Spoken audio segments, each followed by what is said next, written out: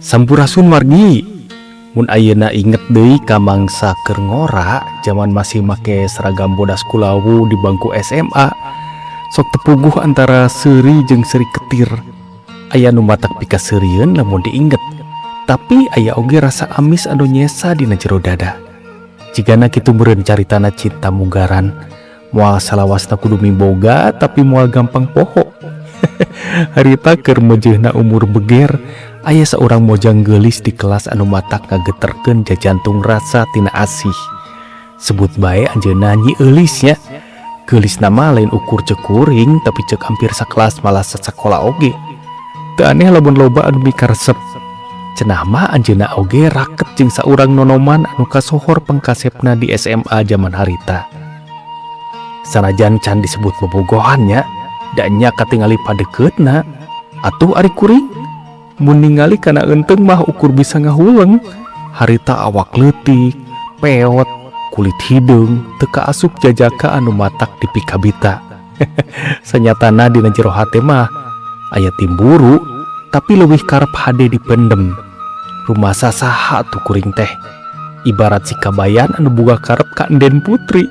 Sanajan cek bagawan mah ngimpi teh meunang, tapi dina kenyataan mah teu kitu. Ukur bisa nyang saya turta nyawang ti kajauhan doang. Sanajan kitu Gusti mah sok maparin keunggulan ka unggal jalma dina jalan sewang-sewangan nya. Mun dina rupa mah kuring emang eleh. Ari dina bidang sastra jeung kesenian mah alhamdulillah lumayan lah rada boga bekal, rada aya tenjoeun teu bolongor-bolongor teuing. Ti saprak SMP nepi ka SMA kuring harita resep nulis carita pondok. Sok aya wae tulisan anu dikirim ka majalah Mangle zaman harita. Nyaeta majalah basa Sunda anu kacida sohorna dina mangsa harita.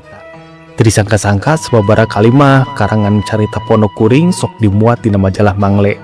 Khususna Mangle Alit. Kusabab sesuai jeung umur kuring mangsa harita lebetna dina kolom eta. Ngan kusabab keur kabawa ku rasa bogoh anu teu katepikeun, kuring kungsi ngalakukeun hiji kalakuan anu ayeuna mah lamun diinget matak ngabelenyeh seuri sorangan. Caritana teh siga kieu nya wargi. Harita kuring nulis hiji carita pondok, poho deui judul caritana mah. Tuluy dikirimkeun ke majalah Mangle. Eusina mah karangan kuring sorangan, tapi dina ngaran pangarangna lain make ngaran kuring. Kuring kalah make ngaran Nyi Eulis. Eta teh lain rek ngabobohong atawa neangan kauntungan nya wargi zaman harita gitu nya. Ukur hiji cara anu polos, malah mungkin rada konyol. Minangka bukti kumaha gedena rasa kagum kuring ka anjeunna dina mangsa rumaja harita. Nu beger dasarnya. Jigana mah harita oge kuring ngirim teh ukur iseng. Dina pikiran moal dimuat oge meureun. Da pikiran teh majalah Mangle teh mangrupakeun majalah basa Sunda anu kasohor zaman harita. Seueur sastrawan-sastrawan Sunda anu seratanana aya dina majalah. Kuring mah atuh ukur penulis leutik di kota leutiknya.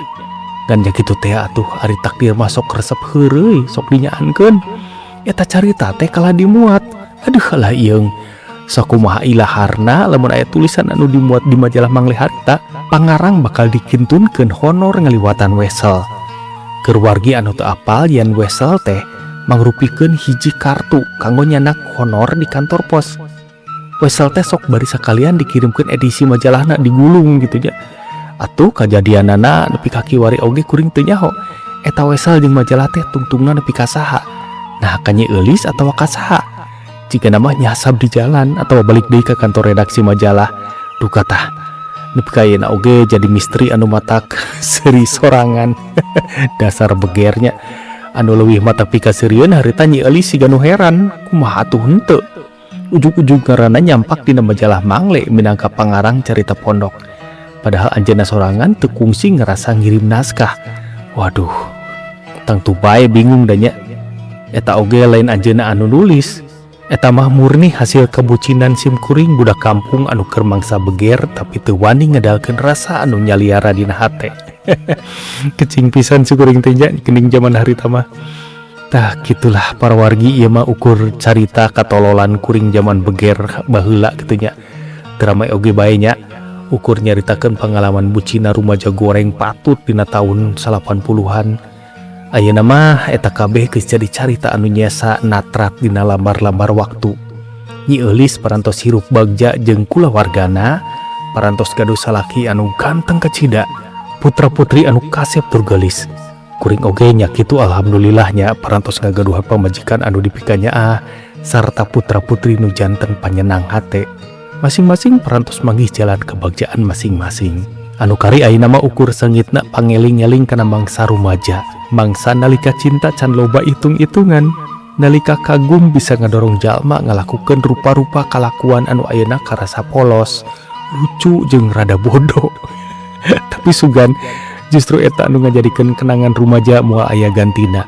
Kabocinan budak lembur anu resep nulis carita pondok, nepi ka wani ngirim karangan ke majalah make ngaran Mojang anu dipika cinta. Nepi ka Mojang na bingung. Lamun ayeuna mah diinget deui asa hayang seuri bari ngahuleng. Lah memang rumaja tahun 80-an dibuga caritana sorangan nya wargi. Gitulah caritana. Cag